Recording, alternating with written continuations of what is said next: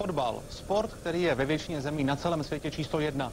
Jenže Australanům se pod tímto názvem vybaví zcela jiný fotbal, ten jejich, australský. Ale pozor, už se hraje v Evropě a dokonce i u nás.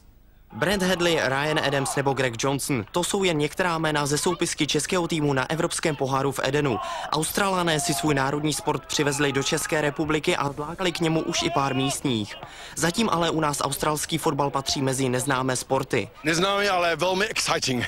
Fakt je to daleko lepší než rugby, soccer, jako český fotbal teda, americký fotbal a trošku boxing do toho, víš? Nejblíže má australský fotbal k rugby, skóruje se ale jen po kopech a hlavně je mnohem přímočařejší.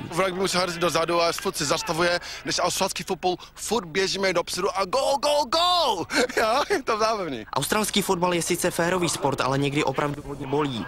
Někdo mě tady dělal do žebra, no, to byl jako blázen teda, to byl nejhorší, pak jsem byl v nemocnici měsíc skoro. V Česku byl první tým založen v roce 2003. V současnosti existují dva v Praze a aktivní JD už chystá další expanzi na Moravu.